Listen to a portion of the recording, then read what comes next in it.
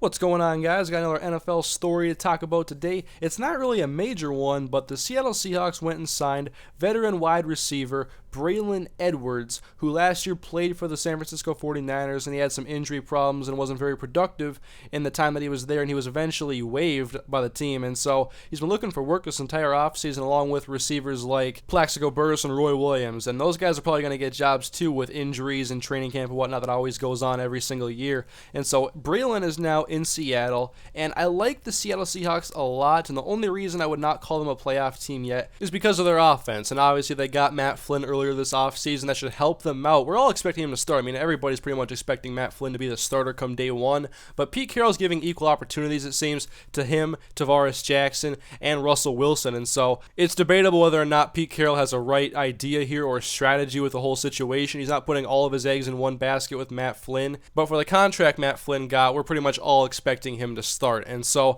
I think with that offense coming together, obviously you have a 1,000+ yard rusher in Marshawn Lynch. And then on the outside, Sidney Rice, they got from Minnesota a couple of years ago, who's been injury prone and he has not stopped since getting to Seattle. And so Braylon can play on the outside. He's some insurance for Sidney Rice. He's been around the league for a while. But of course the question is going to be whether or not Braylon Edwards can still play and play well enough to be a starter even in Seattle. And they have some pretty good receivers there. They just need to develop some more starting talent in my opinion, because they have Sidney Rice, who has his injury problems. Doug Baldwin's a good slot receiver. And then they have Ben Obama and Golden Tate. They want guys to step up. Got Kellen Winslow this past offseason. I think this offense has some talent on it. It has the potential to be a pretty good unit, while they have a pretty good defense as well. And so the Seahawks, I think, are a team on the rise, because a lot of their great talent is pretty young. And if Matt Flynn can come in and be a starter and play strong for them, I think that's going to help him out even more, obviously. And so with Braylon Edwards on this team, I'm just looking at him helping out Matt Flynn in the way that helps out this total offense, that helps out this complete team, because I think the Seahawks